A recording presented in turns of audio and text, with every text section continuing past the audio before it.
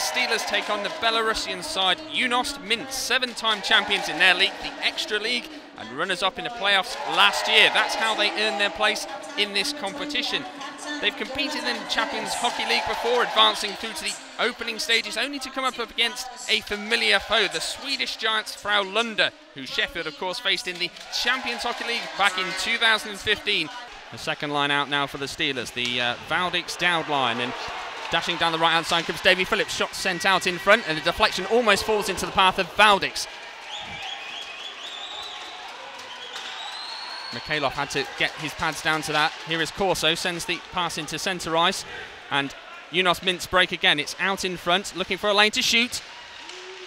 Moose gets the initial save away, and that's the opening goal, and it's come from Yunost Minsk, and it is Daniel Corso.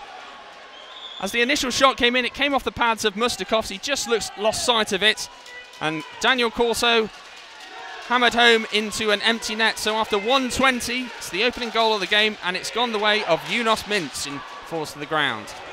DeVoe, Fitzgerald calls for it on the far side. He gets it now. Shot opens up. Shot. It's just high over the bar, but it's off the backboards and back through to Arson. Arson cross ice pass to Fitzgerald. Fitzgerald with a shot straight into the midriff of the netminder.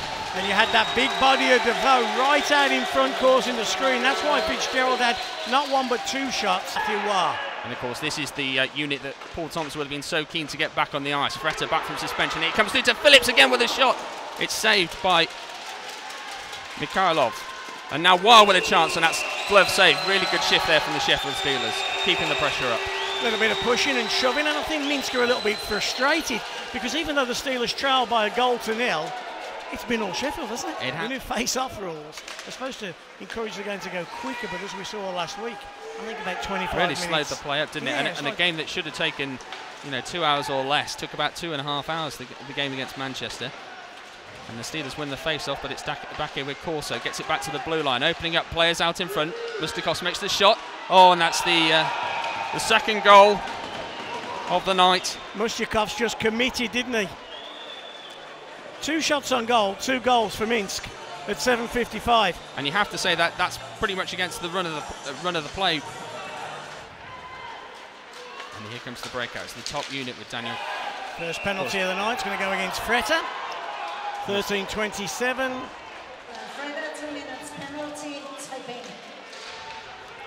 That's going to be tripping. Yunost Minsk now with the extra player advantage. Have it behind the Steelers net. Comes back out onto the blue line. Shileg, it is, looking as he shapes to shoot. Doesn't now, and sends it out to the left wing. Now it is here behind the net. And again, that's Daniel Corso out in front. He's just taking up, and a shot comes in there. Good. Oh, and that's gone all the way through Mustakovs. It looked for a second like he had the blocker save. It was up there, but it's Minsk who have a third goal and a power play goal as well. Does well to get the stick down on the ice and cut that one out. It's back here with Arson. And 3-2-1. Steelers have killed that penalty off. Oh, but a chance there out in front. Oh, and I think that has come through. 4-0, but it's come off Tim Wallace. It has. That's as big an own goal as you'll ever see. I think Moose has moved across from the one post to the near post. Was it O'Connor that flicked it? No, the Minsk player flicked it across, and he just hits Wallace straight in the pants and goes past Mustakov. As we wait for the puck to be dropped, it is now dropped and comes back on the Minsk side. Here is Shileg. And a missed time there from Victor Turkin as he tried to shoot from the right-hand hash marks. And it's going to be a hold call. Penalty called by the back referee. It's going to go against the Sheffield Steelers. Is it the captain? Yeah, no, it's Westerling. Oh, it's Westerling, yes. Who looks bewildered. More battling going on down low with Scott Arson. In comes Tim Wallace, and that looked like a hold on the stick of Tim Wallace. Nothing given. Shileg gets it to the far side. The pad save down low from Moose. Comes back here to Shileg, who winds up. And that's a pad save down low, out in front. And that's the 5th goal of the night. I think it was Radvodovsky that got it. It came out after the initial save to Victor Turkin. Moose was scrambling to go from his right-hand side to his left. And instead of shooting, the Minsk player just played it to the back post where Moose had just been. And it was an easy tap home, 5-0. Zakharov for Yunost Minsk. Plays it to the defenseman Antonov. Coming forward, and we've got 1 minute left. And they drive hard to the net.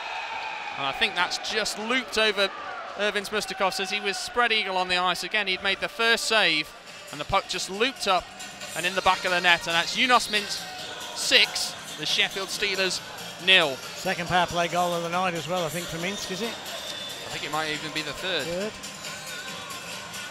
And Zakharov has it for Minsk. Another chance there coming in the slot. It's back all the way to the blue line as the player fanned on it. Come back to O'Connor, played it through the legs, and tic-tac-toe, Dowd to Nelson. Back to Dowd down this right-hand side as he comes into the offensive zone, puts on the brakes and sends it across through another player's legs. Back to O'Connor, a high shot off the backboards comes through to Nelson. Nelson and Dowd almost collide, but manage to avoid each other. Valdix rather has it in the corner. Looking for an open man, that man is O'Connor. O'Connor with his shot, and it's deflected out of play. Power play to begin. Indeed, the puck is dropped. It comes back on the Sheffield Steelers side and comes back to Valdix on the blue line. Nelson banks it off the backboards and it comes through to Marquardt. Marquardt playing as the spare man here. Here it is with Valdix at the point. Now at the middle of the blue line for Matheson. Far hand side, Dowd has it now. Shapes to shoot, and that's gone in! Robert Dowd with the shot, and the Steelers do have a consolation goal. It's Yunost Minsk 6, the Sheffield Steelers 1. Robert Dowd with the goal with 8:12 to play. Crept in on the near side. Did he get a deflection from the shot from Dowd? I think it might have done. Whether it was off a Steelers player or off one of the Minsk defensemen, who knows, who cares? Dowd collects, says thank you very much, and he goes north-south, straight through the middle of two Minsk players, and Nelson with a fierce shot there, but it's saved by Milchakov. Marquardt is going to the penalty box for a glove in the face of one of the Belarusian defensemen. 1:40 left on the power play now for the Belarusians. Fitzgerald's going to go for high sticks here. He's just caught. It's Victor Turkin is the man that's down. Yeah. Just on the Steelers blue line. Fitzgerald's been outstanding, you know, in fairness, outstanding. He hasn't lost many one-on-one battles. He's tried to lead the charge, the physical intensity. He has some pretty big Russian boys here, but he's just put his team in a little bit of bother with that frustrating penalty, because now for the next 30-odd seconds, and there you go. And goal on the one-time shot, the Ovechkin position, and the 5-on-3 was always going to tell against those teams. 7-1. Celebrations all round for Yunost Minsk. It's job done for them tonight. They lead 7-1 on the night, and it's Victor Turkin. You know, these tournaments are all about, you know, the journey, and we played a very good team today. And, you don't like to single anybody in or out, but Moose had a tough night tonight. I mean, that's not Moose, you know, and but we talked about our discipline and staying out of the box. They scored, 4 power play goals, and we got a pretty good PK.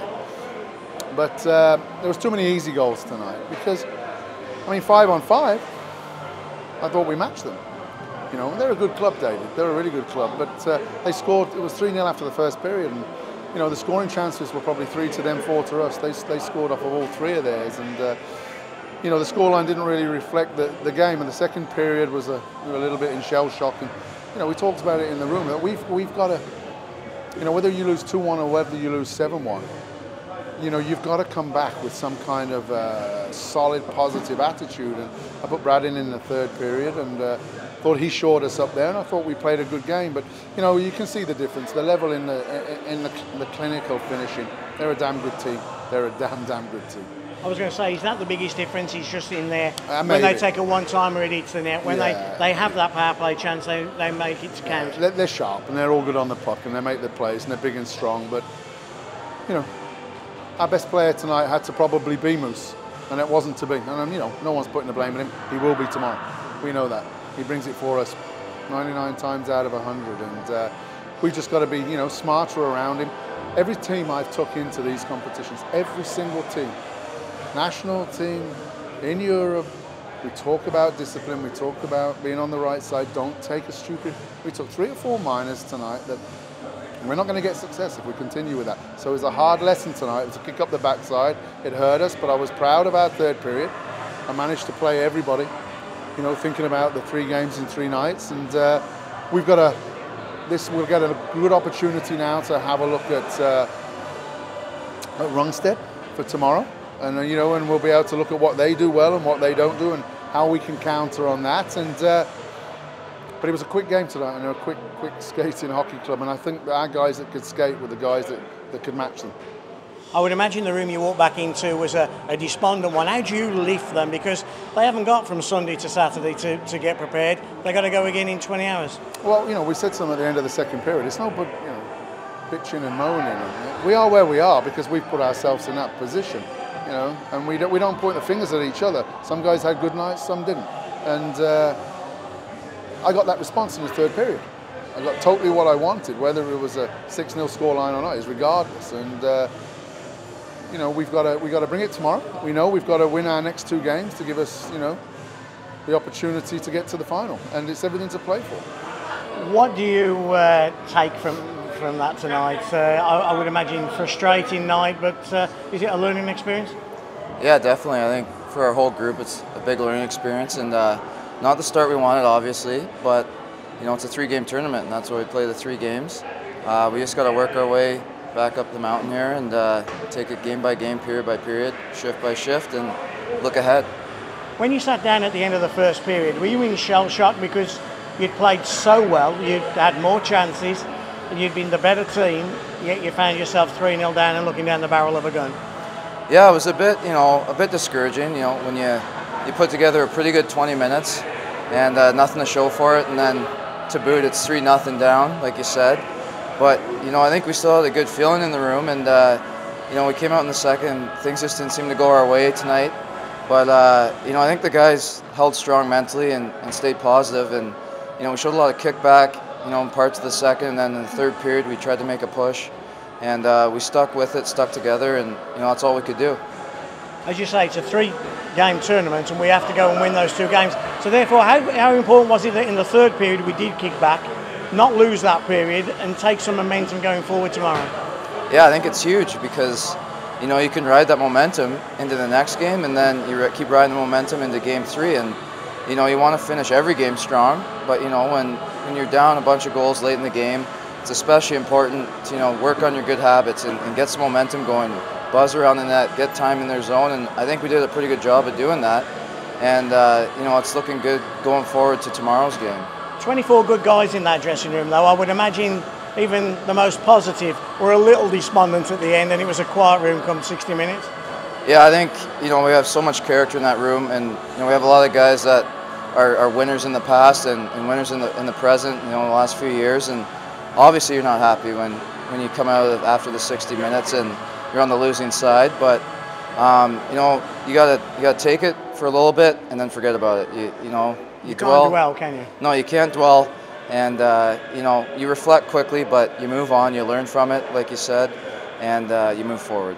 Can I just ask you about the orange around this building today?